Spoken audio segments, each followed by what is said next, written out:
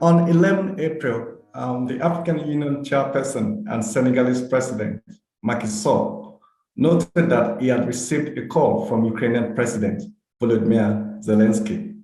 The leaders discussed the global economic impact of the Ukrainian crisis and the salience of dialogue in the quest to end the conflict. President Zelensky also asked to address the African Union. This request can be located within the context of President Zelensky's global charm offensive.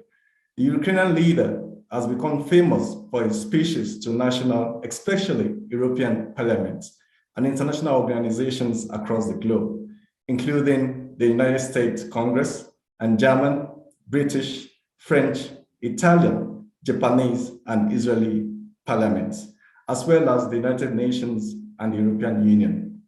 He uses his rhetorical prowess to request international support, invoking memories of historical events and tragedies such as the Berlin Wall, 9/11, Pearl Harbor, Fukushima, and the Holocaust. Africa has been divided on the Ukrainian crisis, with many countries either remaining neutral or opposing condemnation of Russia's aggression against the backdrop of Moscow's relationship with the continent since the Cold War. It is in the light of this that the Future of Diplomacy Research Group at the University of Johannesburg's Institute for the Future of Knowledge has put together a panel of distinguished speakers to address this fundamental topic. I would just like to welcome our distinguished panelists and honorable guests to this important webinar. My name is Oluwaseun Tella, the head of the Future of Diplomacy Research Group at the Institute. The Institute for the Future of Knowledge was established at the University of Johannesburg as one of the centers of excellence to conduct research. The Institute is a transdisciplinary ecosystem devoted to understanding the relationship between knowledge and the future for the purpose of improving both. The Future of Diplomacy Research Group seeks to promote the understanding of diplomacy, negotiation, and statecraft in contemporary international politics. The group also aims to support research in modern diplomatic practice by redefining diplomacy in contemporary and futuristic context in an increasingly complex and globalized world.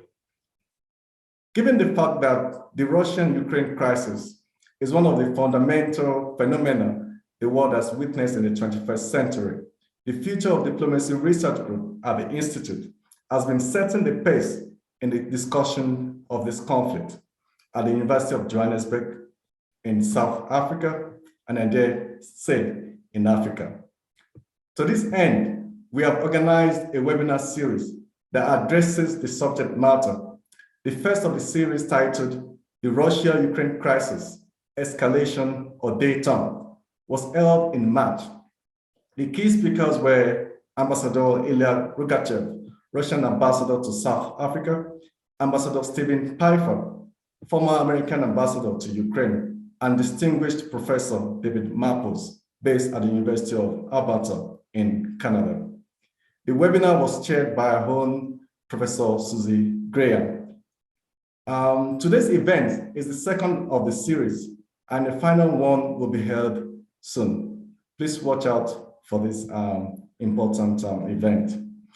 At this juncture, I find it absolutely imperative to invite the chair of today's meeting, Professor Arthur Muntabara, who is the director of the Institute and former Deputy Prime Minister of Zimbabwe. Prof, you have the floor. Thank you very much for those introductory remarks. And I want to thank you all for participating in this seminar. Now, what we're trying to do is to address this matter of Africa's divergent views on the Ukraine crisis, and then say, how do we envisage the future? What does it all mean? And to do so, we have a very capable panelists, a set of panelists, the Ukrainian ambassador in South Africa, the Nigerian ambassador in South Africa, and Professor David Monyai. I'll say a bit more about these panelists as we bring them to the floor to speak to us. But as we do this, let me try to frame this discussion. It's already been indicated there's been an approach by President Zelensky to address the AU. The question is, should President Zelensky address the AU? And what is the motivation? What do we expect to find from that address? And what should Africans do in preparation for that address? Now, when we say Africans are divided, what do we mean? There were two major votes at the AU. The first one on the 2nd of March, 2022, to condemn Russia and ask it to move out of Ukraine. It was overwhelmingly adopted by 141 out of 193 members, with 12 abstentions, and with 12 people being outside the room. We'll talk about what that means. And then the second vote on the 7th of April, 2022, this one was to remove Russia from the Human Council, the UN Human Council, Human Rights Council. This was voted in by 93 out of 193 members, with 18 people being out of the room.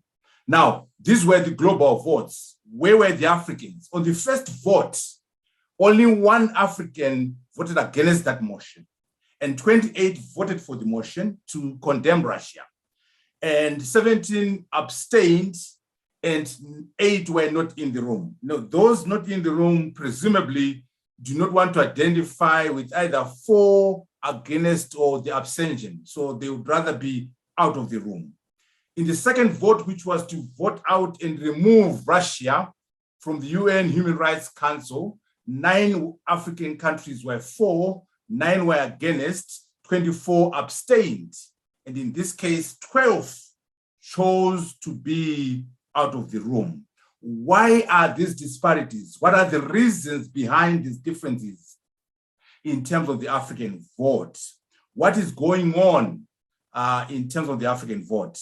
In terms of the countries themselves, 4, we have Nigeria, Ghana, Egypt in the first vote. Against, we have Eritrea. Abstaining, we have South Africa, Zimbabwe, Angola, and Sudan.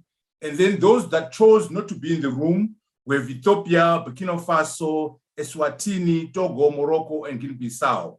What is going on the continent? Why these differences in terms of the views of the Africans? We hope that our panelists will be able to address these matters today. On the second vote, there's a shift now. Nigeria abstains, South Africa abstains, Egypt abstains, Angola, Botswana, and Kenya. All those countries abstained in the vote to remove Russia from the UN Human Rights Council. Those against that vote were Algeria, Zimbabwe, Eritrea, Central African Republic, Ethiopia, Gabon. What is the rationale behind these votes at the UN? Those voting for, we have Liberia, DRC, Sierra Leone, Malawi, and those that chose not to be in the room. And we want to understand this, Ambassador from Nigeria and Professor Monyai. What does it mean when an African country chooses not to be in the room? Zambia, Rwanda, Morocco, Somalia, Burkina Faso, Benin, Guinea, all those countries, they chose to be outside the room. They didn't want to identify with for, against, or abstaining. What does this all mean? We hope that we'll be able to address these matters. This is how the map looks. So what we are saying as we begin this seminar, Ambassador from Ukraine, why should President Zelensky address the AU? What can we get from that address? Why are the Africans divided on the war in Ukraine? What are the reasons for the various African positions? What are the implications of all this to the African agenda? In fact, should Africans care at all about the war in Ukraine? What is the future of African diplomacy? These are some of the questions and issues we hope our distinguished panelists will be able to address and tell us the way forward. Who are we? As explained already, we are in the Institute for the Future of Knowledge. We seek to create new knowledge and novel thought leadership. With this webinar, we seek to have a sense of where the future of African diplomacy is headed. What is the future of African diplomacy given the diversity of opinion among the Africans at the AU? We are keen to understand the reason behind the divergence, and also we hope that the panelists will be able to help the IFK in its journey to the future of diplomacy. As I indicated earlier on, we have a distinguished panel. We start with Ambassador Lyubimov Avritova. She is the ambassador of Ukraine in South Africa and also Mozambique and Botswana. She's an expert in international relations and also has a master's in security studies. So she'll be our first panelist.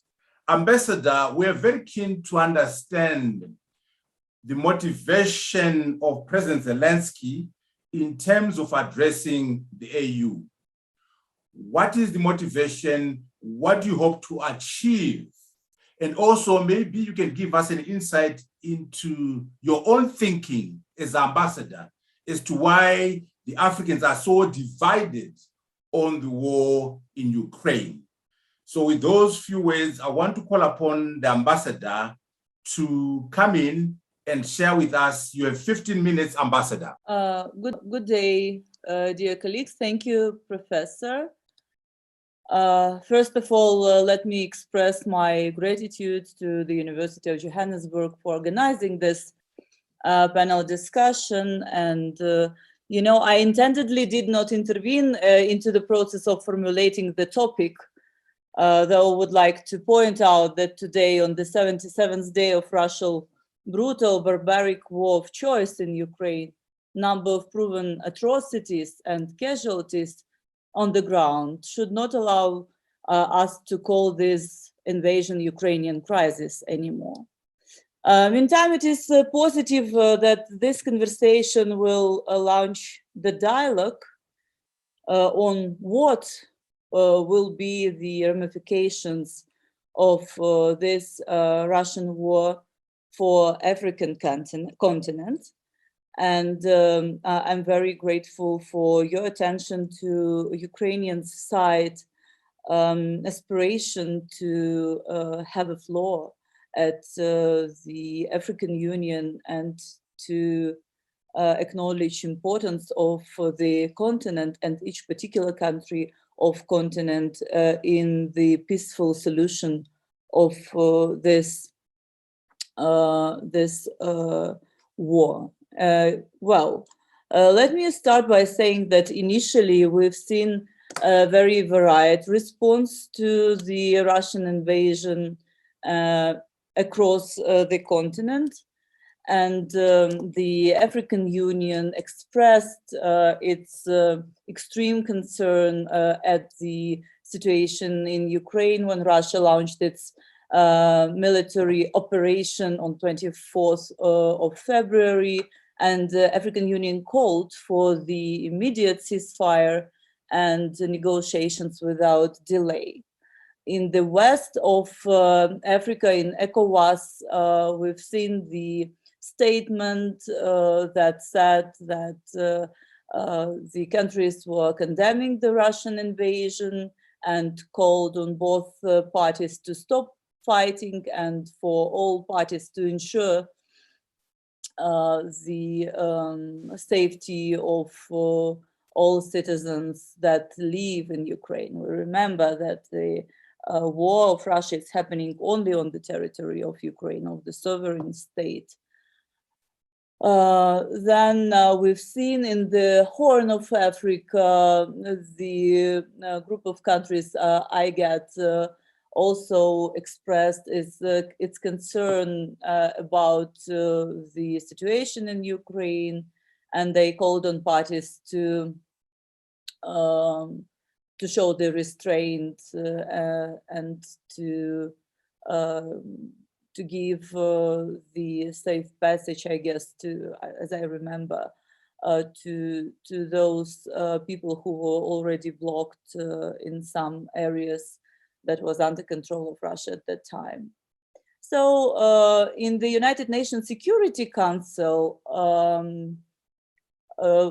in that vote when Russia vetoed the draft resolution of UN Security Council that would have called on Russia to immediately cease its use of force against Ukraine and withdraw its military forces, there were 3 African countries, non-permanent representatives of the Security Council, namely Gabon, Ghana, and Kenya, that all voted for the draft resolution. And we remember the prominent speech of the Kenyan side at the emergency meeting when he spoke, the permanent representative of Kenya spoke about the importance of respect of territorial integrity and sovereignty of Ukraine. And he was relating this to Africa's colonial past and the need to reject expansionism by force. Then, as already Professor mentioned, there were several votes in the United Nations General Assembly where we've seen the overwhelming support of the world community, with some difference among the 24 countries of the African continent. And yes, 28 of them voted in favor of the first resolution, only 1 being voting against. We know which country was that. Later when, and what was not mentioned maybe, is the second resolution that was voted for humanitarian assistance in Ukraine. Also, we've seen some interesting shift when more countries supported that particular resolution. And I believe Senegal and South Sudan, who abstained in the previous 2 March resolution, voted this time in its favor. So it's really interesting dynamics, and we've seen very different narratives or justifications on different periods of these 77 days why it was happening. We've seen that countries consciously or compulsorily but classified Russian aggression as a European war caused by defects of the European security system. And according to some of the war was a local conflict. So to say something like bloody war in Yemen, which has limited global impact despite horrific crimes against humanity and many casualties. It is important to remember the critical differences between Russian war in Ukraine and other conflicts. First, it takes place in Europe, where the 2 previous world wars, the bloodiest in human history, originated. Secondly, this is the first opened armed attack by a nuclear state on a country that has voluntarily abandoned its nuclear weapons, the first largest arsenal at that time in the world. And thirdly, it is the most brutal violation in recent history of multilateral security guarantees provided by a group of leading countries to another country in exchange for nuclear disarmament. It is not surprising that we have such a diverse reaction toward the Russian aggression in Ukraine. On African continent, we will see quite a lot of pro-Russian forces that are active in some countries, particularly in Uganda or Central African Republic or in Cameroon and some other countries of the continent. In fact, it is very obvious many African countries have suffered from imperialistic rule of the West for centuries. For them, Russia is still associated with the Soviet Union, which has an antagonist of the West. And this is the very ideology, is the very crucial element by which or through which we can understand why certain countries are choosing to be neutral.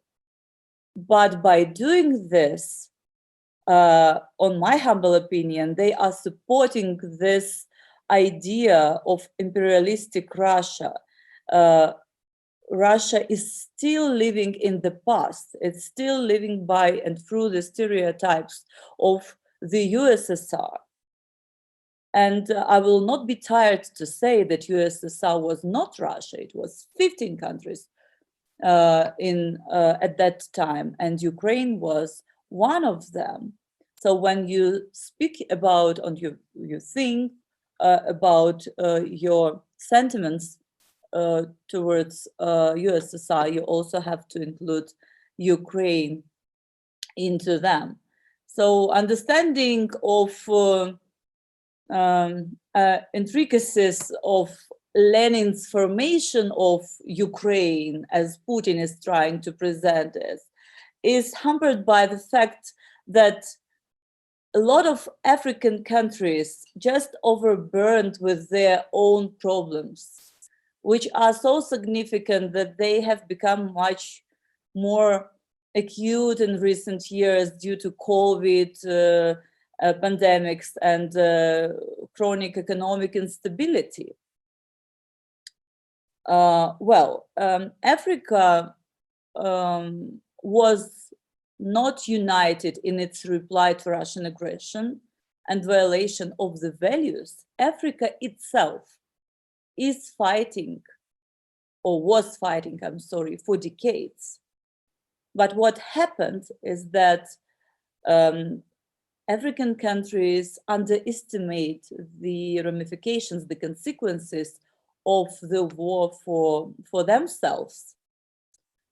The war has and will disrupt global production, supply chains, and increase logistic costs. This will increase global inflation and therefore depress global growth.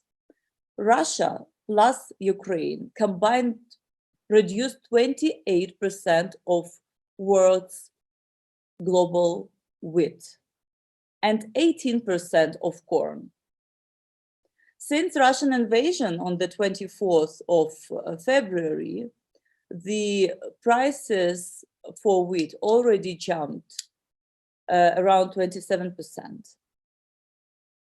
Ukraine, on its own, produces 80% of the world's neon gas. This one is the component of microchips used for computer screens, for smartphone screens. So just think about the consequences of interruption of these supply chains. Ukraine is also the world's largest exporter of sunflower oil on its own. It produced 45% of the global sunflower seed and oil, with Russia producing around 23% of global output. So you see that it's not only about the agricultural commodities, but also when you look at the fertilizer supplies that both countries provided to the Middle East and North Africa region, to the Sub-Saharan region, you will see that when the war of Russia in Ukraine destroyed the country's food production, the direct effect of this will immediately and is immediately felt on African continent. The sanctions, this is something also that we have to speak, how they affect. We can speak in general now, I don't have much time, I see.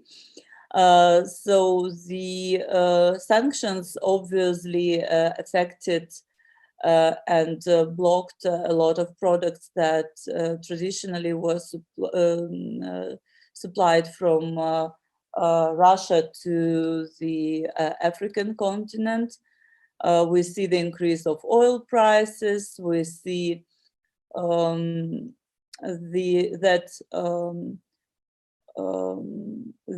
financial sector is becoming quite effective.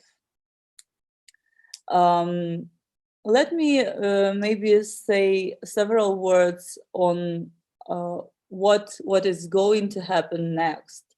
Recently, the UN Security General Antonio Guterres visited Russia and then visited Ukraine. And he warned after this visit that Russian invasion is leading to a growing hunger crisis, particularly in African continent. And there is no solution to the problem, and let me quote here, without bringing back the agriculture production of Ukraine and the food and fertilizer production of Russia and Belarus into world markets despite the war. End of the quote. The United Nations also called for Black Sea ports to be reopened to allow grains from Ukraine to reach Ethiopia and South Sudan, as well as Syria, Yemen, Afghanistan, that are really crucially dependent on these supplies. Currently, all the ports of Ukraine are under Russian blockade.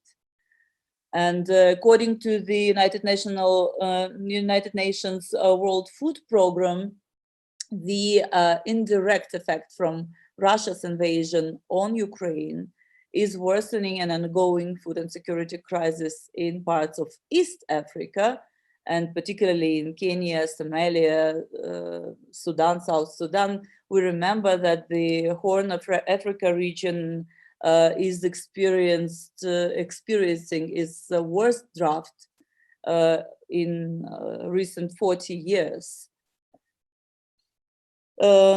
Most of African leaders are struggling to control rising inflation. And in all these circumstances, the Russian aggression against Ukraine is something that we would need to address urgently. Concluding, I want to say that Africa itself and its interest is to work today with global partners, to diversify global partners. When you are asking me why it is important for our president to speak to the African Union, I would connect it to the last point that you did, what will be the future of African diplomacy. And I think that today we have to speak not only about diversification of economies, but also about the diversification of foreign policy. And I believe that the outcome, one of the outcomes of the war after our victory, the victory of Ukraine, will be that the partnering with other countries will not be based anymore on the past, on the ideologies, or on personal connections of the leaders of continent, but it will be more dependent on the variety of partners in order to provide development for the countries of African continent, the democratic and peace interest of its population. Let me stop on this. Thank you.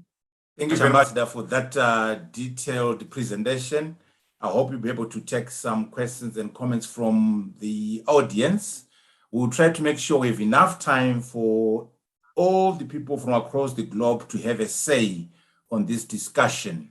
I'll move on quickly to Ambassador Mohammed Manta from Nigeria. He's a career diplomat, 41 years in diplomacy.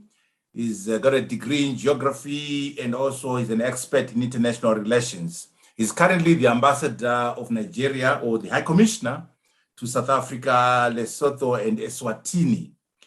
Ambassador Manta, can you tell us what is informing these African views on the war in Ukraine? Why the diversity of opinion?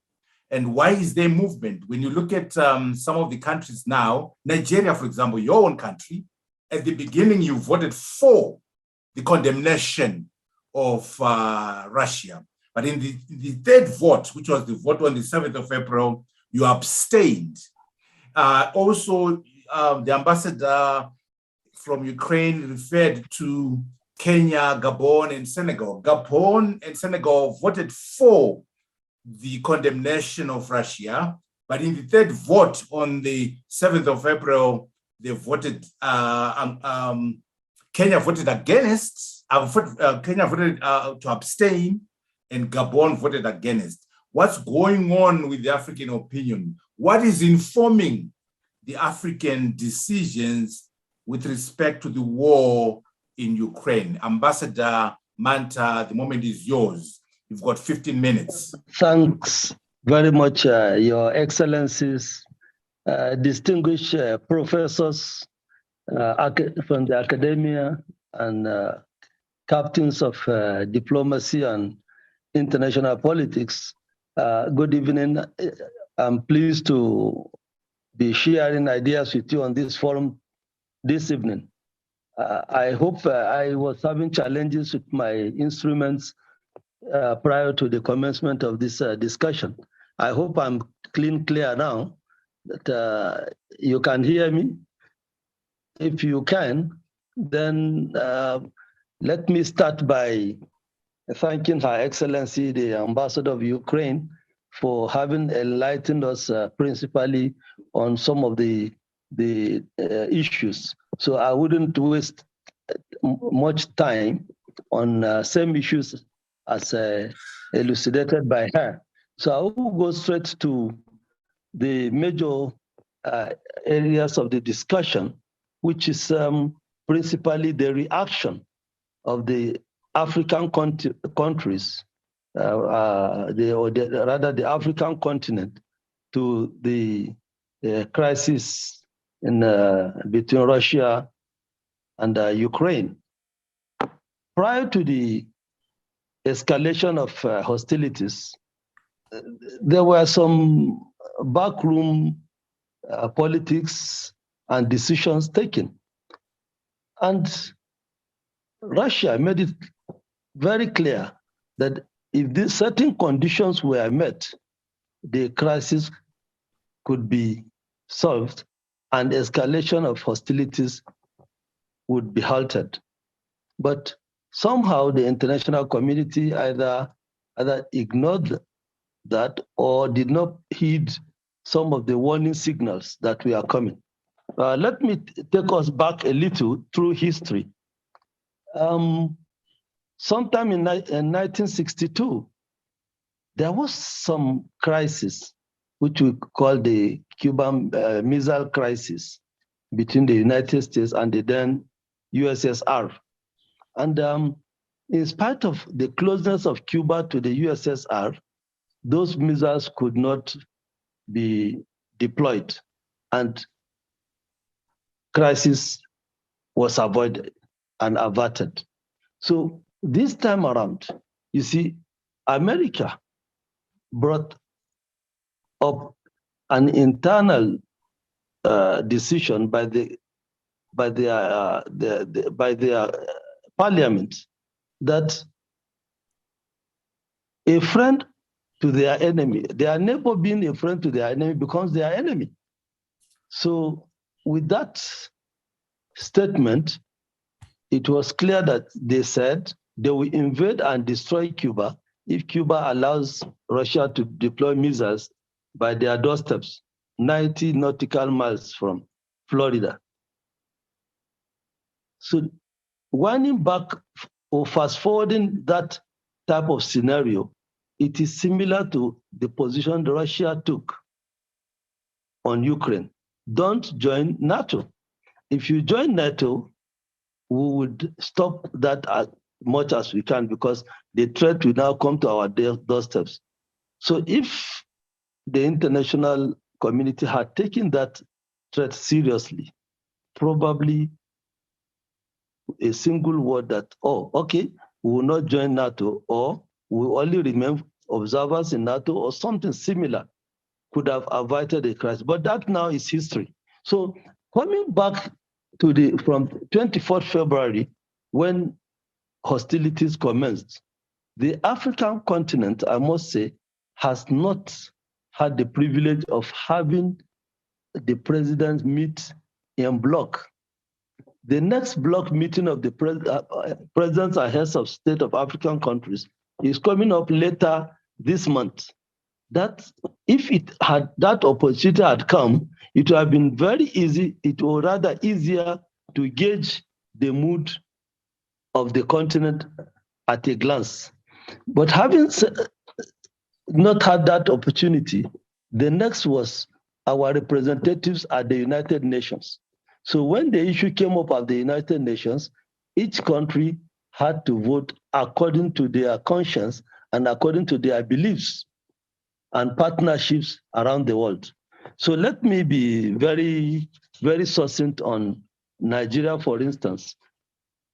We had divergent views, and the first vote we voted for, principally in tandem with our constitutional provision back home that recognizes and respects the sovereignty of nations all over the world. So if I may say that we have respect for territorial integrity and political independence of nation states around the world, and non-interference in the internal affairs of other states, as well as settlement, our belief in the settlement of international disputes through reconciliation, mediation, and adjudication. So for another country one state to invade another, Nigeria will stand to condemn that anytime, any part of the world. And so we voted in accordance with our constitution to condemn Russia for attacking Ukraine. In the second vote, we abstained principally because in addition to whatever position we took in the first vote, the room for arbitration as well as adjudication had not been exhaustively pursued.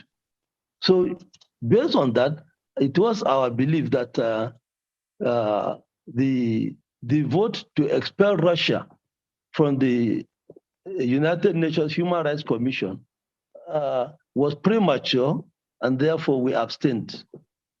Those were what then happens with other African countries or future relations to Africa? It is my humble opinion that the African Union remains the rallying point for all the African countries to speak with one voice. And then African countries also have the singular, thread to also unite and join other regions in demanding the restructuring of the UN. If we demand the restructuring of the United Nations, some of the issues that prevent even the world from acting in unison on some of these issues could be avoided. So African countries must therefore rise and work towards revamping and strengthening non-aligned movements, and then also give other countries south of the Sahara particularly a voice in world affairs. So by and large, the Ukrainian issue now, paramount in world international politics, is that the Americans, what is good for the goose is good for the gander. So if America felt that missiles cannot be deployed at their doorsteps, they should also avoid deploying missiles to other doorsteps that are equally powerful in their own perception, and they have the might to bite, not just to back. So Russia is saying that in spite of the collapse of the Soviet Union, that they still have the strength to bite, to back and bite. So if it was the view of the European Union as well as the United States to think that Russia will not bite, they will only back, then probably that situation has been proven wrong and counterproductive. What I would now say, as my humble opinion, is the UN coming more forcefully to debate the issues and call for the escalation of hostilities. We should go towards ending the hostilities in unison, and that should be the focus of the international community. Let me also say that since towards the end of this month, the African heads of state and government are meeting in Addis.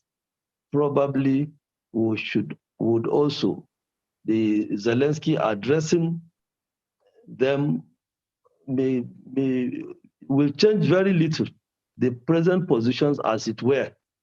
But they say he who wants to go to equity should go with clean hands. If Zelensky addresses the AU, it will be a welcome development. But the relationship between Soviet Union, or rather Russia, and the Ukraine is endemic. It predates even the AU itself, as it were. It was in the days of the OAU, when during our fight against apartheid and colonialism in Southern Africa, that the relationship was more solidified. And I do not see it now crumbling because of this crisis. It will remain so, backed by strong economic diplomacy, where we import most of our Greek products, including wheat, fertilizers. So, and then the military hardware all come from those two countries. So it is the interest of Africa as well to see the escalation of hostilities, so that the economy of African countries that has been jilted by the fight going on now can be restored. The issue of also the economy of Europe that is shaken with sanctions can also pick up before the severity of winter sets in. Thank you. Thank you very much, Ambassador, for those remarks. We're going to move on to Professor David Monyai. You are not an ambassador, so you don't have to defend any country. So we expect you to be candid and address all the issues that we want addressed in this seminar. In particular, the Constitutive Act of the AU talks about having a common foreign policy. So these African countries are actually violating their own Constitutive Act, which says we are going to try as much as possible to have the same common position vis-a-vis countries and affairs external to Africa. Why are African countries doing this? Why are the African countries divided? What are some of the reasons why countries are abstaining, voting for, voting against, or choosing to be out of the room? Professor Monyai is the director at the UJ Center for Africa-China Studies. He's an expert in international relations and foreign affairs, and is an associate professor of political science and international relations. Professor, tell us what is going on the continent of Africa. Why are these Africans behaving in this manner? Thank you, Professor Atham Tambara. Firstly, I would like to take this opportunity to thank you and your organization for organizing this seminar, as well as to pay tribute to the ambassadors on the panel. My starting point is very simple. Answer the set questions that you have set, and try to also pick some of the issues already mentioned. We really need to put the entire crisis happening, the conflict between Russia and Ukraine, into perspective. That's the very first thing. The historical perspective is quite important. A history that should also include the African continent. So, Ambassador from Ukraine, for Africa, if we look at the history, is that our ancestors fought in the First and Second World War. Africans shed their blood in the First and Second World War. And some of us can claim ancestors that really battled in those wars. And in that context is that Africans, even though they were under colonial rule, they were fighting for one issue, which is freedom, liberty, democracy, which they were denied at home by colonial powers. And those who returned home, they were not rewarded. A majority of them were given bicycles, while their white compatriots were given houses and the like. So the history is quite rich in terms of Africa's participation at a global level and the role that Africans played in the global history, whether you look at it the First or Second World War. And these wars were in Europe indeed. And I think it is also important that for the African continent prospers and the continent also suffers if there are global instability.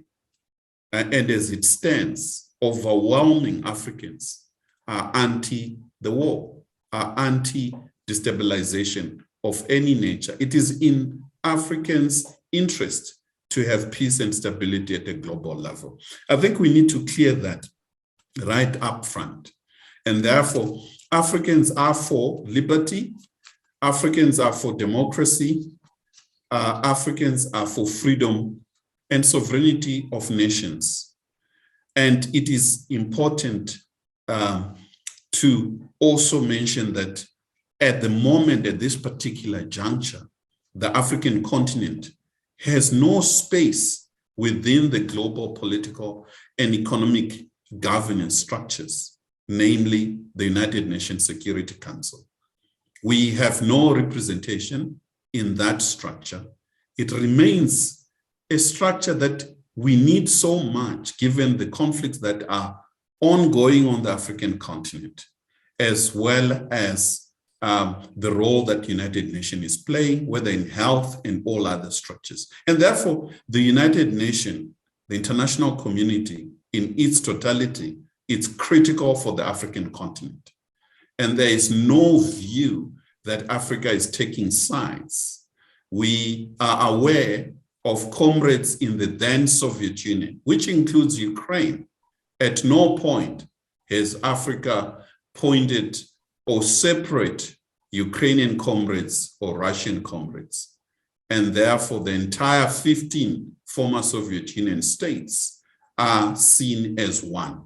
Where is the problem, therefore? Why are we saying our problem lies at the heart of the global system as we speak, where Africa falls within? It's a system that is defined by hegemony, hegemonic behavior of powerful states that subject poor, weaker into instability, supporting dumping weapons denying vaccines in the era of COVID, and a number of factors that Africa finds itself in the margins of a system that is not fair, it's undemocratic, to a large extent illegitimate in its look.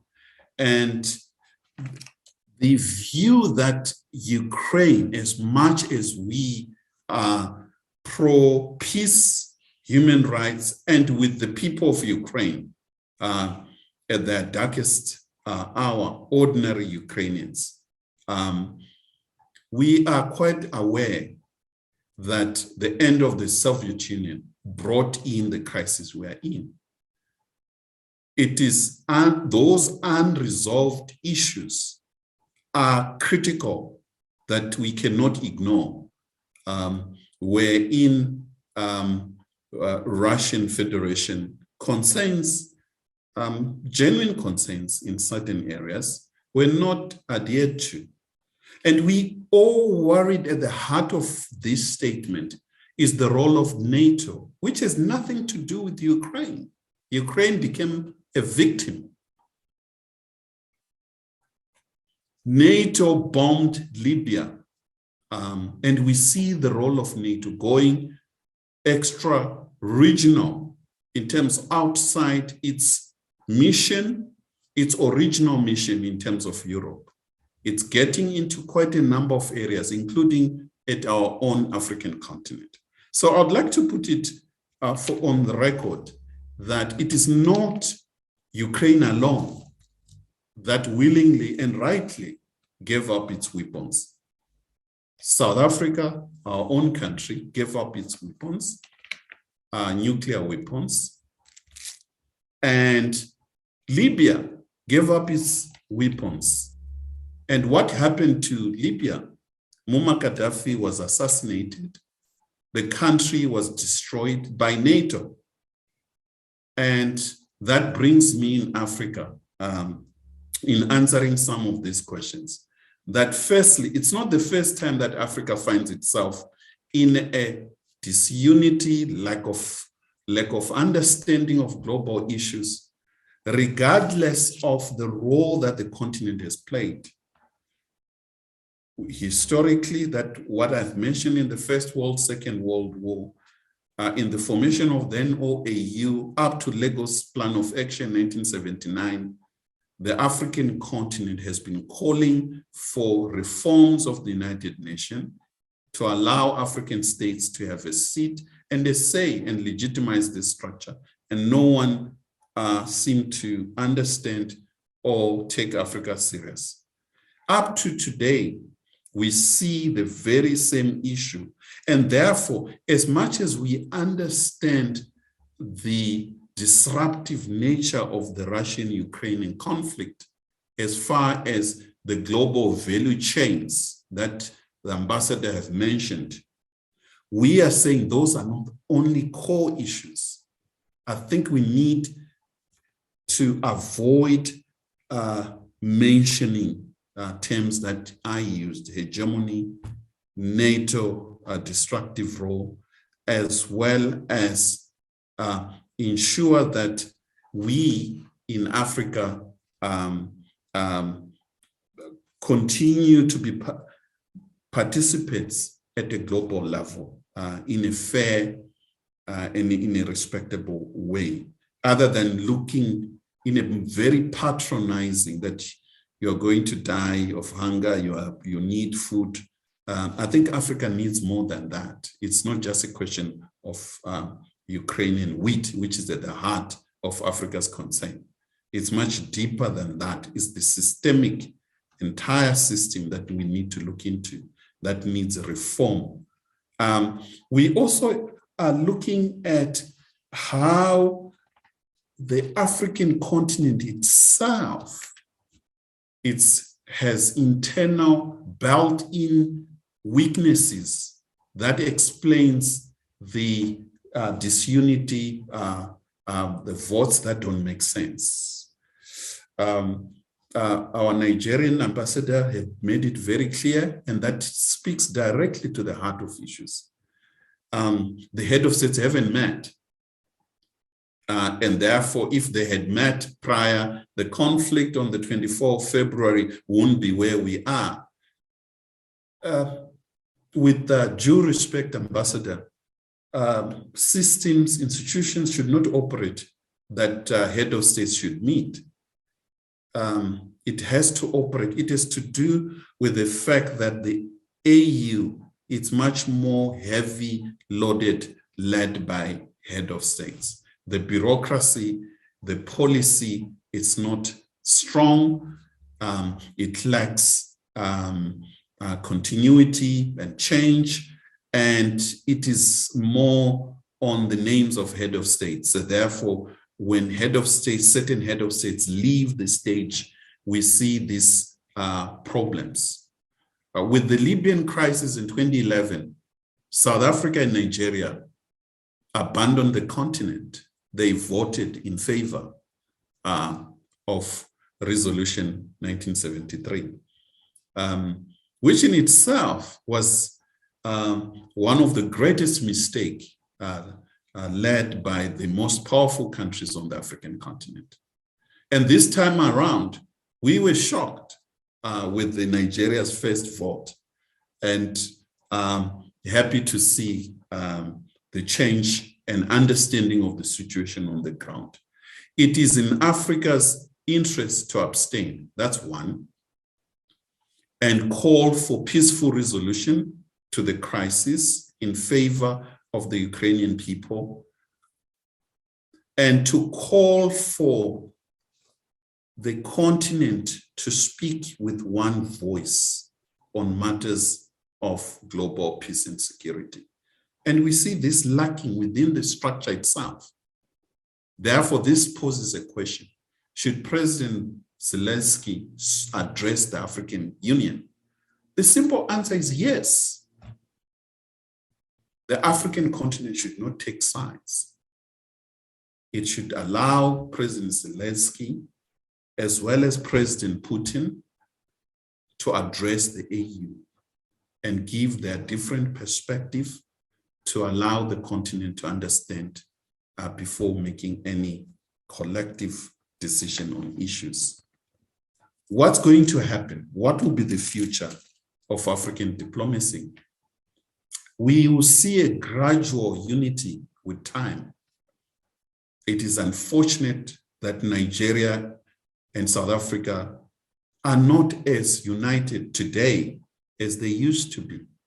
And I say this with a heavy heart, that whenever Nigeria and South Africa speak with one voice, President Obasanjo and President Beki speaking, President Wade, President Bouteflika, the African agenda was strong.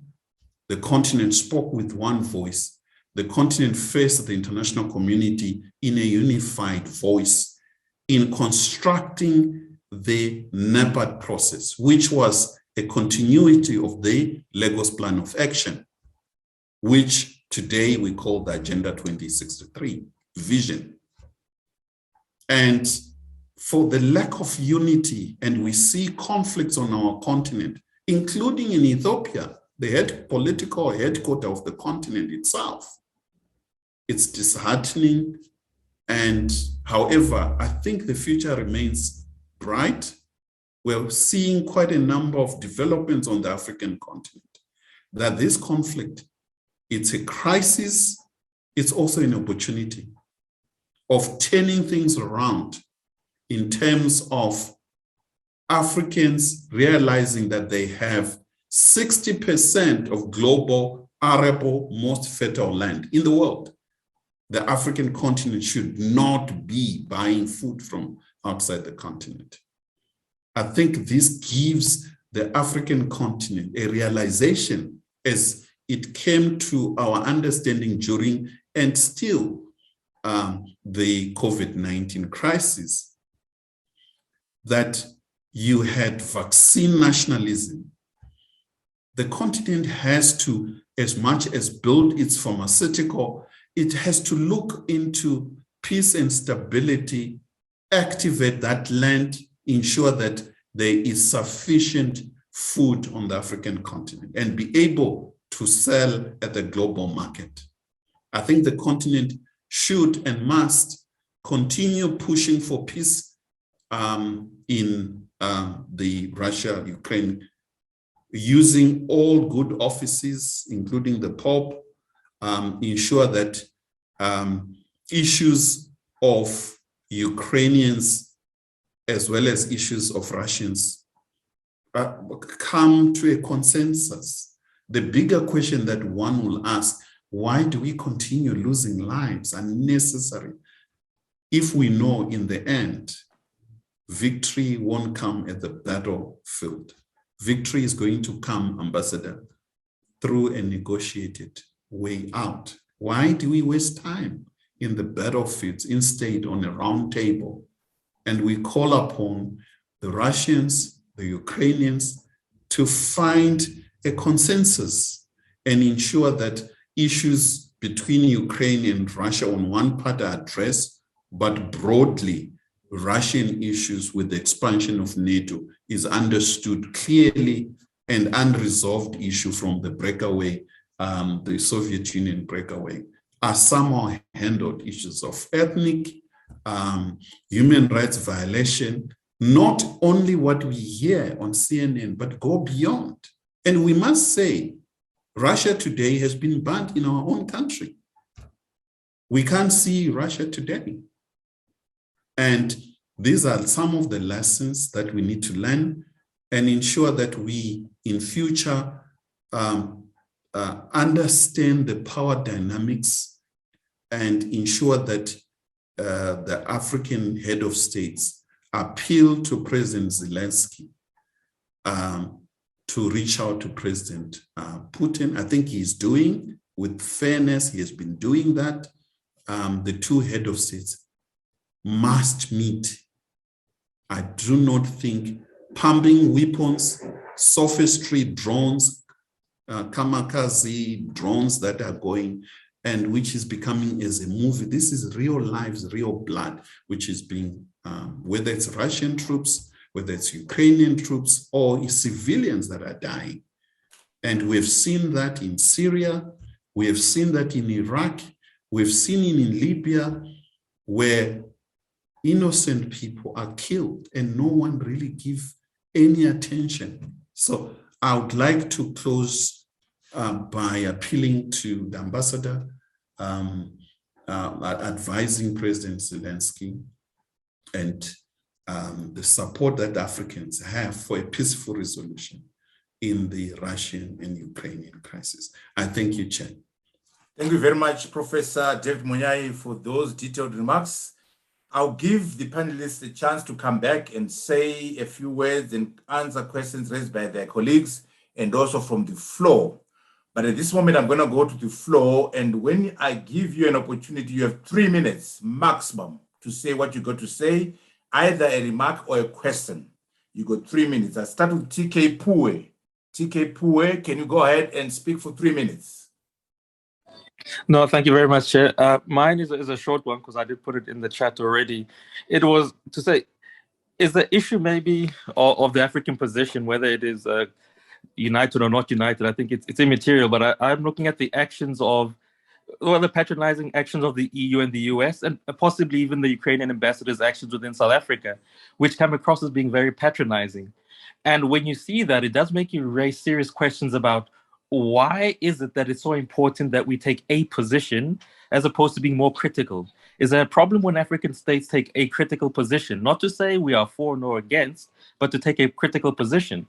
And what we've seen from this is that when African states, such as South Africa, say, listen, let's really think about this, it would seem as though there's a patronizing action which comes from the EU and the US, and including the ambassador, which almost seems to beat down this position. And I'm reminded of the External Minister of India, Mr. S. Jenkinshah, who's actually said the same thing, that allow us to make our own decision about this. We're not for or against, but allow us to make critical interventions. But it would seem as though there's a patronizing action which comes from the EU and the US, and also the ambassador in how they act, how she's acted in a country like South Africa. Thank you. Thank you very much. Mr. Muleya, you got 3 minutes, Muleya. Hi, it's actually Miss. I hope you Miss, can sorry, hear me. Miss. Yeah, Sorry. it's all right. Yeah, thank you very much. So sorry I came late, but I listened to the interventions by the three speakers, Tel and the ambassador. I wanted to say that, first of all, really sorry about what's happening in Ukraine. I just returned from Ukraine 2 days ago, and it was absolutely mayhem. I met with a lot of your people there, the ministers, the government. We met with the presidency. The issue here is, for me, is that, one, we have to, as Africans, remember where we're coming from. What I saw was an issue of ethnic superiority. So we have to accept that Russia sees Ukraine in a particular way, and therefore went in and did what it did. But we have to remember that we have suffered under such things in the past ourselves before. And so we need to really think about that. At the same time, I also acknowledge the fact that Africans should not just be asked to come in and support causes when it's time to support causes. We should also be put on the agenda. And that's part of the things that we were saying to them. I went in an Amnesty International delegation, and the part of the things we were saying to them was that they need to actually engage Africans on an equal level, and not where we say, well, you won't have any food, because that does sound patronizing. So we have to start thinking differently around how we engage. And when President Zelensky speaks to the AU, I think that he really needs to think deeply about how to foster deeper and more useful relationships with African governments and African people. But just to return to the one very quick point is that the Soviet Union, we should not overstate its role in Africa. We know what the role has been, and the Soviet Union, as somebody said already, included countries like Ukraine. So I'm from Zambia, and the military in Zambia was trained by Ukraine. And I just discovered actually that even some South African militia were trained by Ukraine under the banner of the Soviet Union. So we should also remember that. Thank you very much. Thank you very much for those remarks. We'll move on to Prosper. Prosper, you've got 3 minutes. Thank you very much for the presentation. I'm Prosper from Ghana. The few graphics that I have on this wall is what I've seen in documentaries, 60 Minutes, President Zelensky being interviewed by 60 Minutes. And then the document goes ahead to show the chaos and the mayhem in Ukraine. You can't justify this in any way. Africa does not need a united front to be able to say that this war is crime against humanity. We should be bold. I am happy that my country, Ghana, voted against this invasion of Ukraine by Russia. That's all I want to say, because it's a breach of international law and we should not condone it in any way. Thank you very much. Since from the floor, I'm going to go back to the panelists so that they can respond to what they want to respond to, respond to each other, and respond to the questions from the floor. I start with the ambassador from Ukraine. You got 5 minutes. Thank you, Professor. First of all, I would like again to stress what I started from, that it is important to understand that the previous 2 wars started in Europe. And when I'm saying this, I'm not excluding or underestimating the role of African countries. And yearly, from year to year, here in South Africa, we're paying tribute to those Africans who lost their lives in the world wars. The first remark.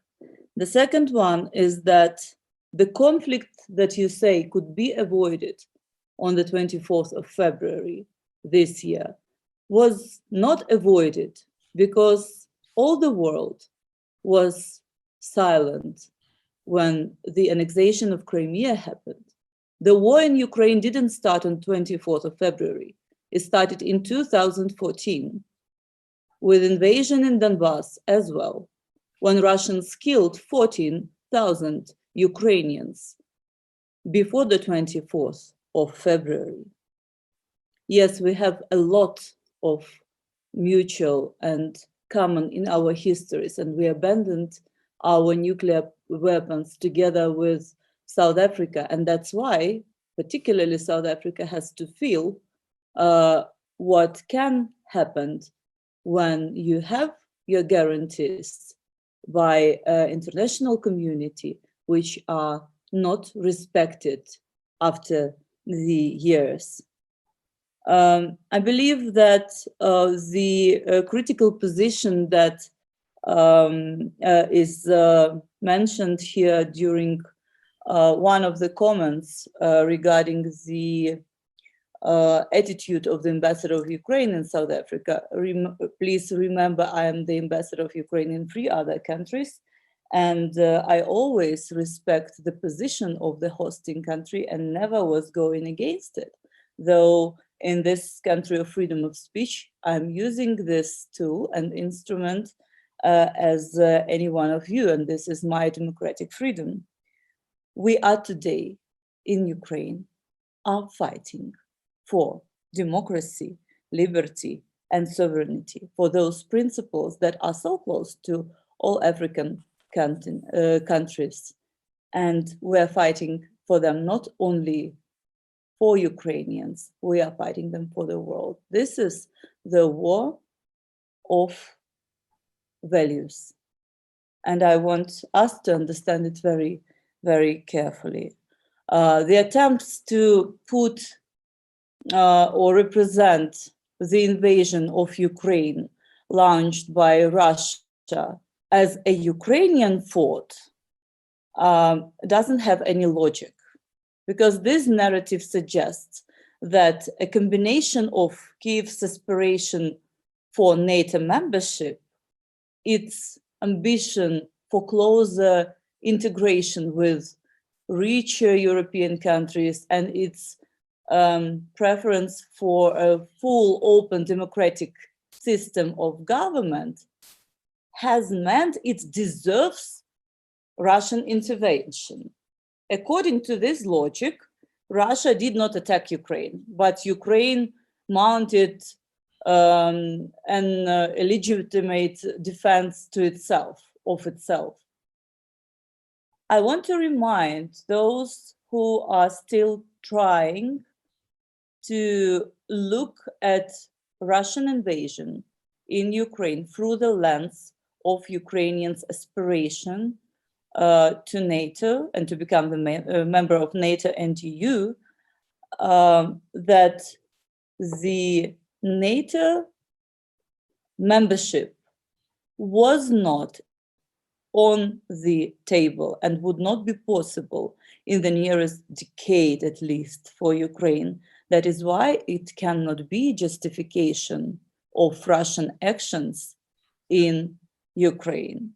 And I'm sure that most of you also seen the previous meeting organized by the esteemed university, where it was absolutely clear, explained the role of NATO, the aspiration and the reasons of not only Ukrainian desire to become a part of this alliance, but of many other countries. And what will be interesting to see, and why it's important to speak on this platform with you as representatives of African countries, is what kind of shift in geopolitics, in the providing of security guarantees in the future world we will see. And obviously this shift is going to happen. Thank you. Moving on to Ambassador Mohamed Matta. Ambassador, tell us, why are African leaders not talking? Why is Nigeria not talking to South Africa? Why is the AU not talking before taking foreign policy positions? What is wrong with us in terms of our foreign policy formulation vis-a-vis global affairs? And also other matters raised from the floor and from your colleagues. Ambassador Mohamed Matta, the moment is yours. You've got 5 minutes. Thanks, Prof.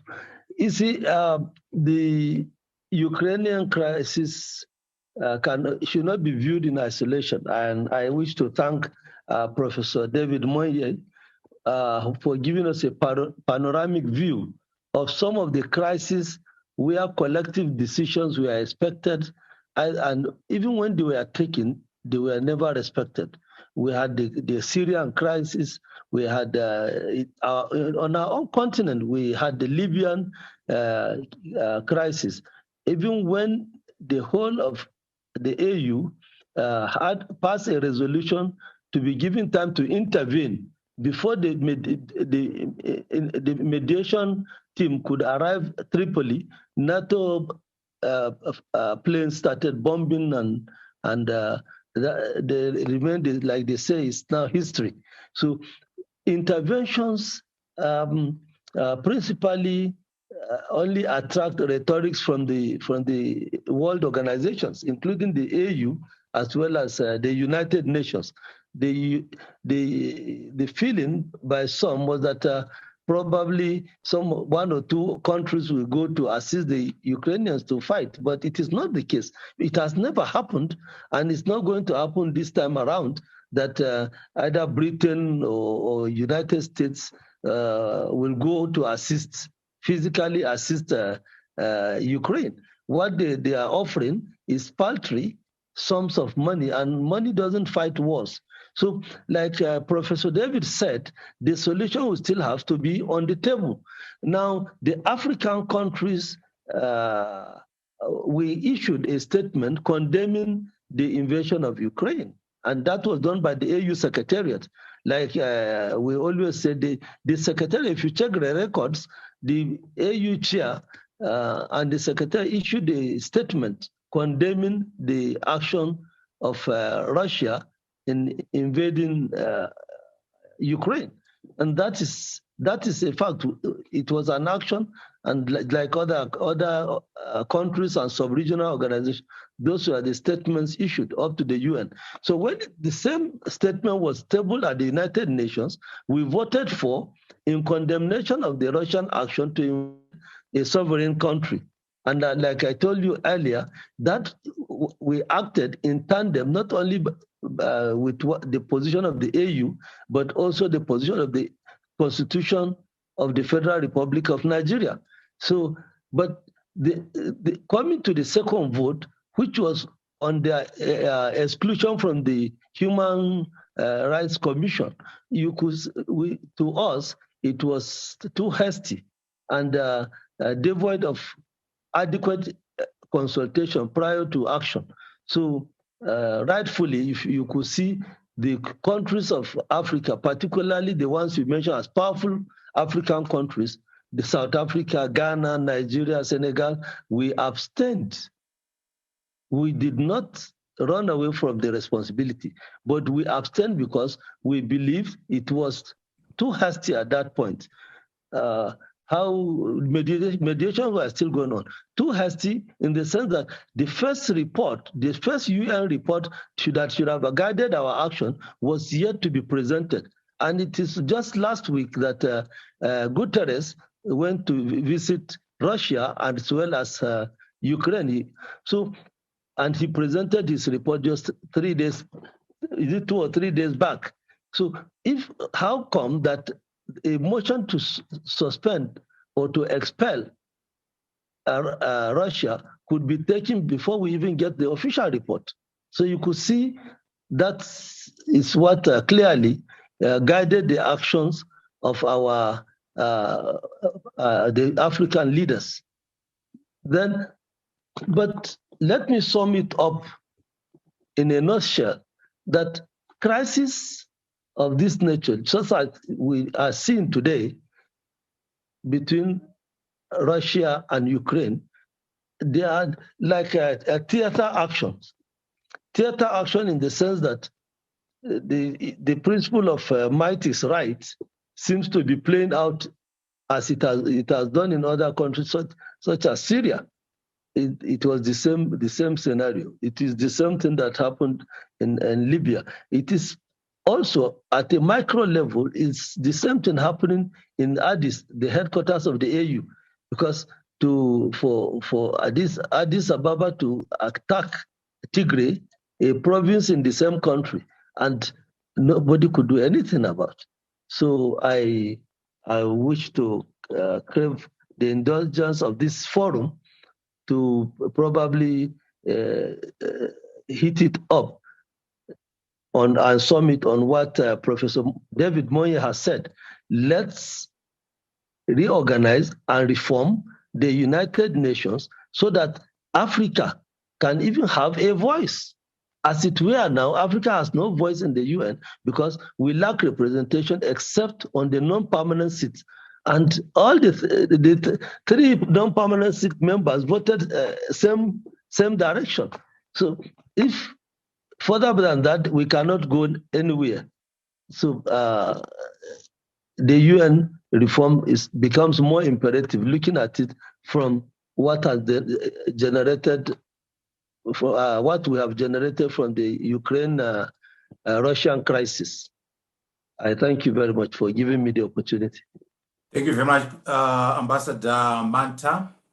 Before you come in, Professor David Moye, if the Africans were to listen to what you had to say, surely they would come up with a common position, either for, against, or to abstain, or to be out of the room. Surely, with a discussion along the lines you've outlined, the Africans should be able to find each other. Why don't they do that? There's also an argument that the Africans are being influenced by the Chinese to vote one way, by the Russians to vote another way, by the Americans and Europeans to vote another way. They're also being influenced by themselves and also maybe by issues of double standards. What are some of the fundamental reasons why Africans are voting in different ways? As you come in, Professor Moye, can you at least venture to tell us the reasons for the different ways Africans are voting, and also respond to your two colleagues and to the three speakers from the floor? Professor Moye. Thank you very much. There are a number of reasons. I think, firstly, some of these challenges that the AU faces are systemic, where decisions are only taken based on the views of head of states, and the lack of continuity in terms of policy. Two is lack of policy within the AU itself, of understanding global issues. That weakness, I think we have seen it for a while. And the mere fact that the AU itself is funded by the very same, mainly outsiders. Key issues, peacekeeping on the African continent. At some point, it was up to 70% of peacekeeping missions are funded by resources from outside. Africans can't keep their own peace. We're talking about the Africa Trade Agreement, and we see that even the very same sacrosanct institution still gets resources from outsiders. How can you get money from people you're going to trade with? And I think there's a need for Africans to really unite. And this issue of Anglophone, Francophone, and Lusophone, it's quite a problem, stuck in a historical colonial mindset. So these are some of these teething problems that the AU has, but we also see the funding of sovereign states themselves, that the weaker, smaller, poor African states tend to follow, avoid taking independent foreign policy positions. I think this calls for a sort of a catalytic move to unite the continent in terms of its quest for integration, to allow and to defend smaller countries that I won't want to name names, but it doesn't matter how clear in terms of foreign policy of a particular small African country has, if 70% of their own national budget depends on donors, I mean, what do you expect? And it's unfair for us to even criticize them. Then 70%, 60% of their budget is coming from donors. And therefore, I think those who follow the views of those who channel resources to this country. But Chair, allow me to say worrying things and lessons that we are learning as Africans from this conflict. One, we see a move where the entire United Nations Security Council is no longer functioning. We are facing a grave danger of the United Nations going to be abandoned, like the League of Nations. Already United Nations Security Council is referring issue to General Assembly, which appears to be a good move. In absence of reforms of the entire structure, I think we still have a problem in terms of how the system works. But more fundamentally is the weaponization of global public goods. What do I mean by that? The Swiss system has been weaponized. The manner in which sanctions are applied, this selective morality that we see, as much as we're concerned with Ukraine and Ukrainian people at the receiving end with this unfortunate war, we are also seeing Palestinians dying on a daily basis. And we've come to accept as if it's normal for them to die. We see people in the Congo, massive numbers, millions dying. We see Libya, the entire Sahel region. In Yemen, British and American bombs are killing thousands of people. We watch and we're saying nothing, absolutely nothing. And what are we told? So those conflicts are different. And I really do not see the difference of these conflicts. Innocent people are dying. I think there is a need and a call for fairness in terms of anti-wars that we stand for. We should aspire to as Africans, pro-human rights, democracy, norms. As a matter of fact, I do not think the norms, democratic norms and values belong to the Western world. And that's another misconception that is selling quite on the African. As we see today, look what's issues of abortion in the United States. Look at how Europe, look at how Africans are treated in Ukraine. Racism remains an ugly issue we need to raise as Africans. African students were ill-treated during this war, were put in the back bencher, not to be evacuated. They should be the last one to be evacuated. And no one is saying anything. We just being asked to accept these developments as Africans. I think we need to call for fairness at the global level, call for peace in Ukraine, resolve the issues coming out of end of Cold War, and ensure that hegemony has no space, and there's also rise of an African voice as with its own agency, instead of seen in as following the powerful forces. Thank you, Chair. Thank you, Professor Munyai. I will get my last set of speakers from the floor, and then the speakers, the panelists will conclude. Okay, you got 3 minutes, actually 2 minutes, okay? Okay, you got 3 minutes. Okay, thank you so much, Chair, and to the panelists for the enlightening discussion. I will start by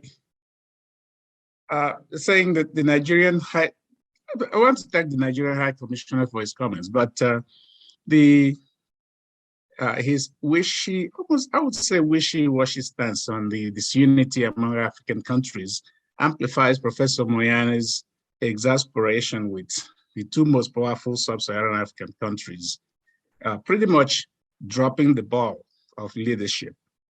And I said this because we already know, and Professor Moyana has pointed out the debt profile, the aid dependency, and the way African countries are being teleguided. And he rightly pointed out, we're probably unfair in criticizing them. But when he raises the nostalgia about the years when we had Thabo Mbeki, Obasanjo, Bouteflika, what is one would expect that the idea of a concert or concerted foreign policy among these major African countries should be on the ground. We shouldn't expect 54 African countries to be in unison. At least these leaders, these pivotal states. But the problem again goes back to the way they've been hobbled by domestic problems, particularly the comatose leadership in foreign policy in Nigeria. And so, as he rightly puts the African concerns on the table, it's important. I would have expected him also, or maybe I shouldn't, since he's the High Commissioner. But it's important that we point that out. But the other issue that I would like to raise is the Ukrainian ambassador's patronizing statements about impending famine in Africa because of falling wheat imports and so on, but she ignores the way in which her country has been fueling wars and violence in Africa by raking in billions of dollars in selling small arms and light weapons that are fueling a lot of the crisis on the African continent. I feel sad at the devastation and loss of human lives and millions of refugees and IDPs generated by this war. But Ukrainians must recognize that they have been causing much more devastation on the African continent, whose countries are now being asked to fall in line and support Ukraine. Professor Moyana gave us contextualized some of the frustrations with some of the African countries. And can you wind up? Can you wind up? Yes, I will. This last two sentences. Over 400,000 Africans fought in World War I. Over 1 million Africans died in World War II. Where are the war memorials in Europe for these Africans? And so history suggests that Africans, rightly so, should be careful in falling in headlong into the war in Ukraine. But we should also be cognizant of the role Ukraine itself has played in fueling some of these conflicts on the continent. And finally, the two countries really, South Africa and Nigeria, really need to start thinking about a concerted foreign policy, talking to one another, as Professor Mutambara asked. Why are they not talking to one another in providing the leadership that is needed? Thank you. Thank you very much. Agogo, you're next. Okay, thank you so much, Chair.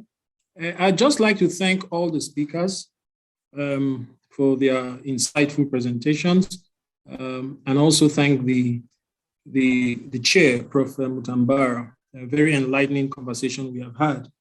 Without prejudice against any of the speakers, I am inclined to be very thankful, in particular to Professor Moniai, for the ways in which he provided a very, very succinct but very illuminating context.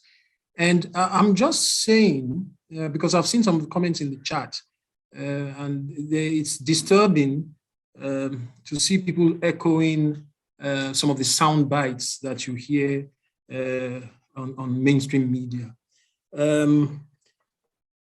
I would just like to caution that to dismiss the context, to dismiss history, to dismiss the context to any conflict is to make mediation and adjudication impossible. And war is the result. War results when there's a failure of mediation. There would always be crises, there will always be disagreements. But if we refuse to allow processes of mediation and arbitration, if we dismiss context, then we are the most aggressive.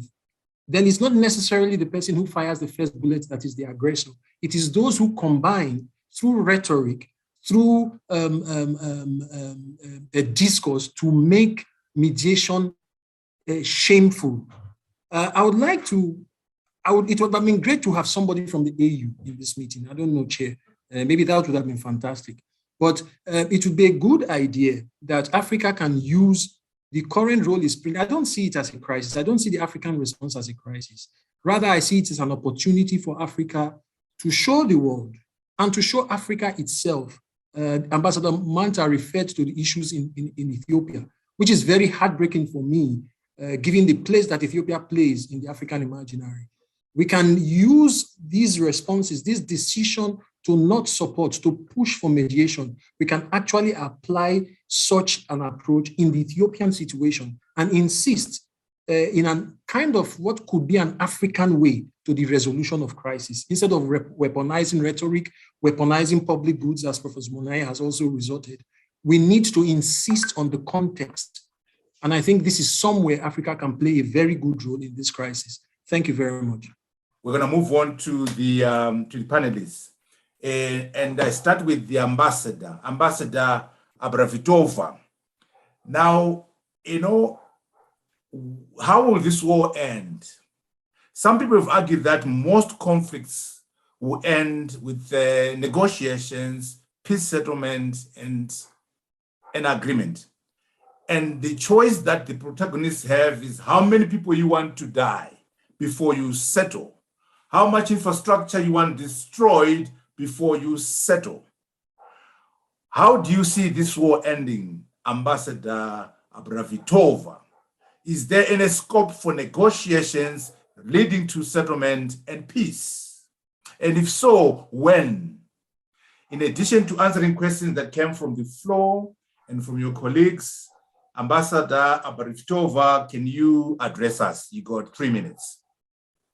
Thank you, Professor. And I believe this is the question of yourself that you probably should ask not even the ambassador of Russian Federation, he cannot speak for himself, but Mr. Putin, only he knows when the war will be finished and how many more deaths of Ukrainians he needs and losses of infrastructure. Ukrainians didn't start this war and they are protecting their land today. I believe in diplomacy and in peaceful solution of any conflict. Otherwise, I would not be working where I'm working. And as you know, Ukrainians are negotiating with Russians and are calling to the direct negotiations between the President Zelensky and Putin, though we don't see the a desire from Russian side to sit at the table of negotiations. So maybe that will be somehow additional answer to your question, why Zelensky should speak to African Union. Yes, African Union is not united in its response to the Russian aggression in Ukraine. But the topic was not about African response would be the crisis, or not united response would be the crisis, isn't it? And it is not.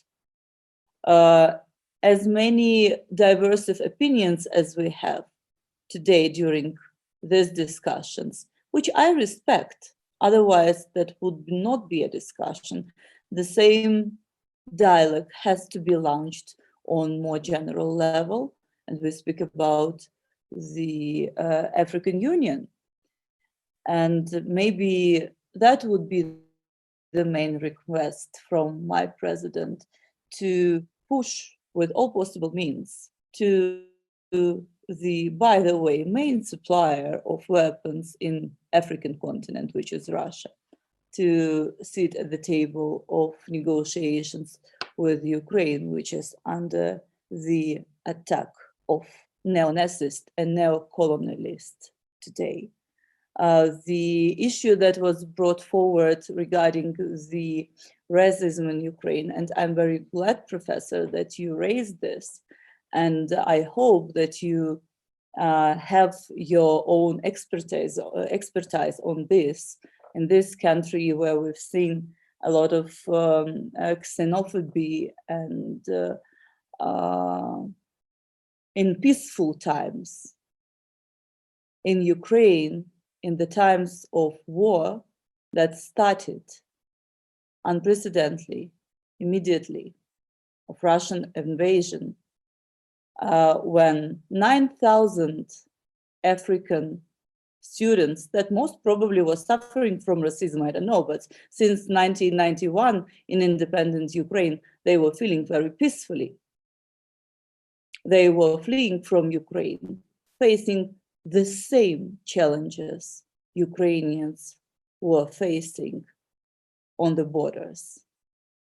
And I don't think it's fair in this particular platform to use this propaganda to condemn Ukraine in something that never existed. And I'm grateful that you brought it forward. I think that selective morality is indeed the matter of the big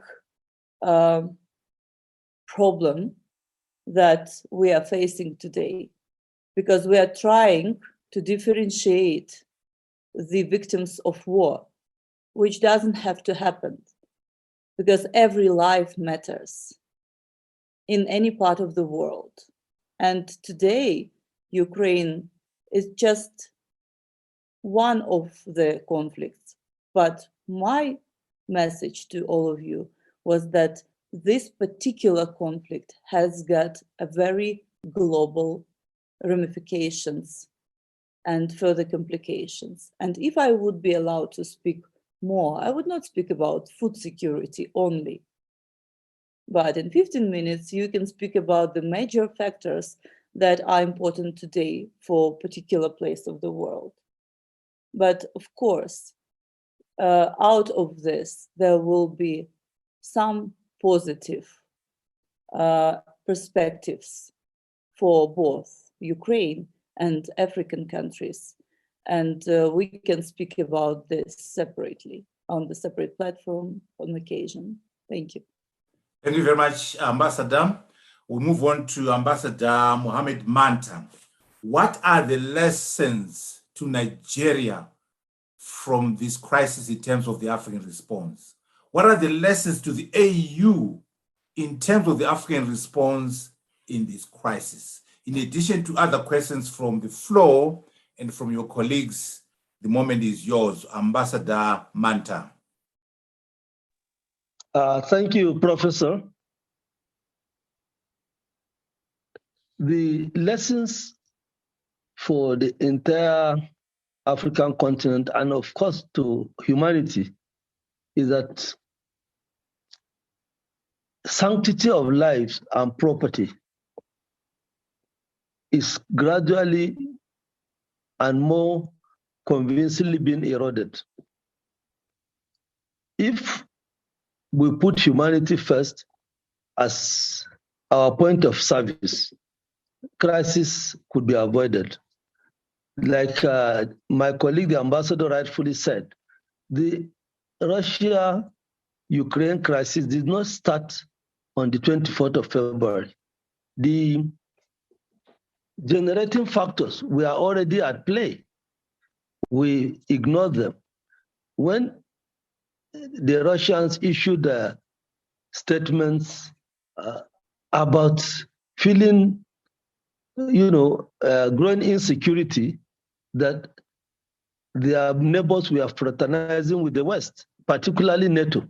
Nobody gave any care so much about what it could lead to. And judging from what Professor Monga has told us, when you see the horizon, like the African proverb which says, when your neighbor's beards catch fire, then you begin to rub water on yours so that when the fire escalates, your beard could be saved. So we failed to do that. And it has come to catch us with us. The time that other countries were being invaded, we have already made classic cases with Syria, with Libya, with our backdoor neighbor, Eritrea and Tigray. All these crises around the world, and the continuous and unending crisis between Israel and Palestine. What actions have we taken? You do not. If we failed to act correctly in the past one, it means we had no instrument to address the Ukrainian-Russian crisis in a different way. So it has gone the same straight line that the world is doing nothing, and Africa has joined the world to do nothing. So the only thing we could do, and which the world we should do, is to condemn and agree. The best approach, if we go back to the table, like I said, David is a professor, so he lectures. I am a policymaker. I implement policies as an administrator. I'm told to do this, and I just do. So we don't have too many words to spare. What assignment that Prof will do 20 pages, I will summarize. I'll just write 3 pages, and so that my president can give the next go ahead, because he wouldn't have time to read 20 pages. So I am saying that the African perspective and the charter establishing the African Union is very specific, and they acted just in that way. The Secretariat itself issued a statement, just like the UN Secretariat. The Secretary General issued a statement condemning the invasion of Ukraine. The AU chairperson at the AU Secretariat issued a statement condemning the Russian invasion of Ukraine, because we believe in the territorial integrity of all member states and all states of the world. So no nation state will aggressively attack another and will not receive condemnation from the AU. That was done. And when it was upgraded to the UN, almost all African countries did the same. We condemned the invasion of Ukraine. Russia has no right under international law to have invaded Ukraine in the first place. But since they did, the AU and the most of the African condemned the action. But like I said earlier, when it came to the issue of expulsion from the Human Rights Commission, to us, that issue should have been raised after a first report has been received, not based on media propaganda, which the two countries are very, very vast in. Even the Ukrainians are not left behind in the propaganda war. If you tune on to the television, and they are being heavily backed by the Western media. So if you now, you are in South Africa, you discover that you can no longer get the Russian channel. It's been blocked. And so going to vote at that time should have been after the official state visitation and report of the UN, which just came a few days back. And of course, South Africa, Nigeria, Ghana, Senegal, Egypt, Algeria all decided on the right path to abstain. And that was what we did. So I would say that Zelensky requesting to address the African president is a welcome development, and is still within the line of mediation. So if that visit will bring the desired result, that they will go back to the negotiation table, and for the two leaders to see themselves as neighbors. Like sometimes I like the African proverbs. The African proverb which says that you can change your friends anytime, but you can't change your neighbor. So whether Ukraine or Russia likes it or not, they will still have to share borders. There's no way. But if for any reason either of them decides to change their friends in the international community, they are free to do so, but they cannot change their borders. they will remain neighbors, and therefore mediation should be the key, and the United Nations should spearhead that, irrespective of the weak pillars we have enumerated and rightfully elucidated by Professor, that we are on a weak pedestal, because when the UN sits, Africa is not there, because they are not, they don't have a permanent voice in the UN. So, and our non-permanent members can only but raise up their hands at times when it is taken into vote, but the veto is not there. So please, on this note, I wish to end my address. Okay. Professor Munyai, as you come in, have the African intellectuals done enough to provide an alternative worldview on this matter? Have the African media done enough to provide an alternative view on this matter, given the propaganda we're receiving from the Western media and the Western leaders? Where is the African intellectual in terms of the discourse? Where is the African media in terms of the discourse? In addition to the questions from the floor and from your colleagues, Professor Munyai, the moment is yours.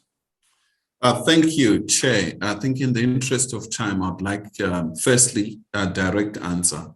The African intelligentsia faces similar challenge as African politicians, leaders. At the heart of its lack of resources and the lack of broadening understanding, particularly historical factors, of really understanding that Ukrainians and Russians are not that different. I mean, they're the same people. I mean, you have to understand. They might differ in certain areas, but historically, they've been neighbors for centuries. And it's unfortunate that we have the situation we have. We are gravely concerned, and I think I would end by a call, appeal to the ambassador of Ukraine to send a cable to President Zelensky in terms of the key things that I would appeal humbly, that selection of individuals with a good standing, understanding situation from the world to reach to both President Zelensky and President Putin, given the antagonistic nature between Russia and NATO.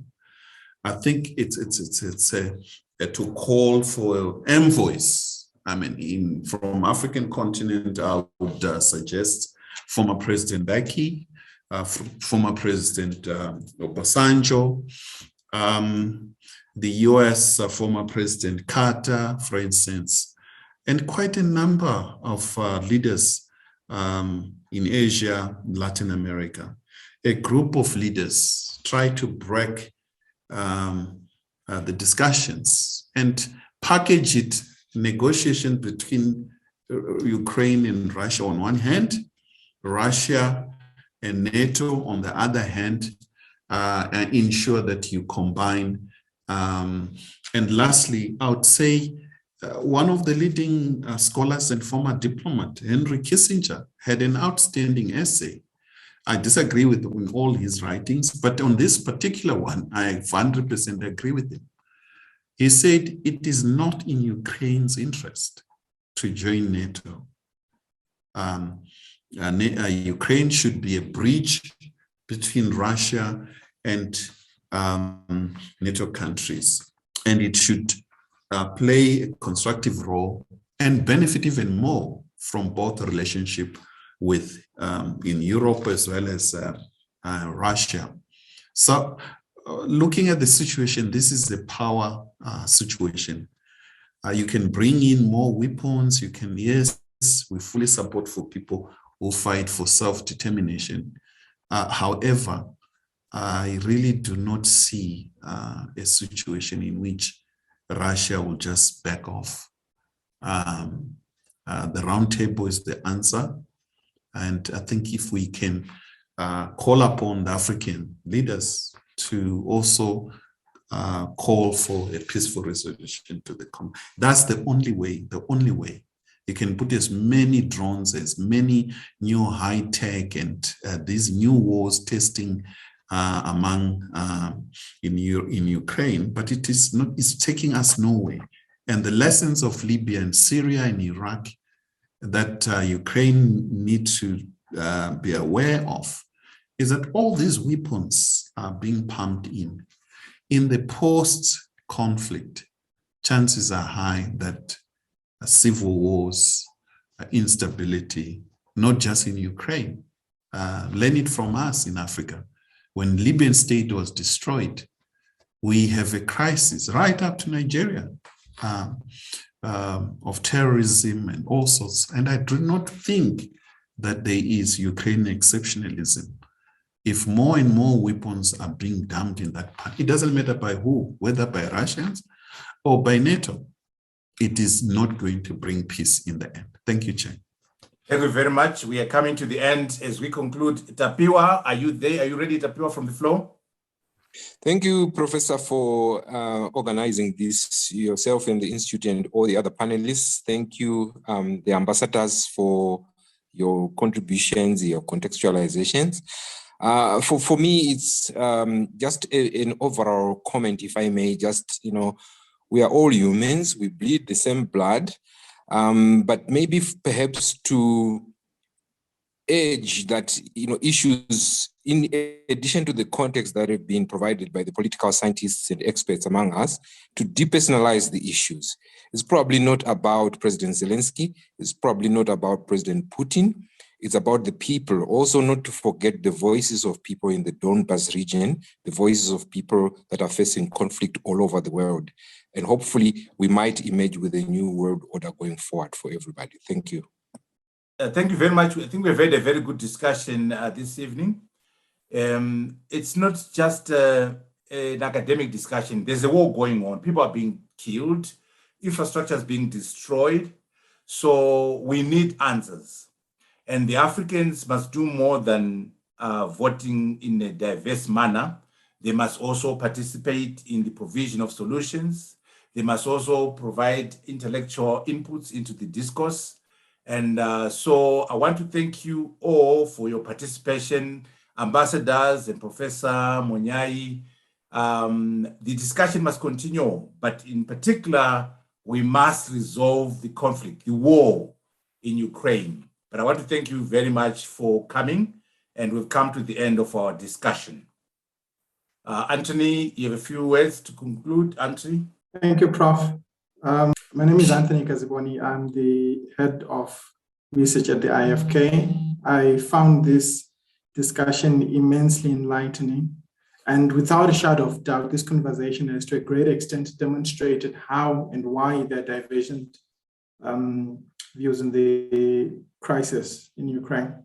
The loss of life is deeply lamentable. The position of various countries in Africa is influenced by many factors, including China's relationship with Russia and how China itself is Africa's largest trading partner.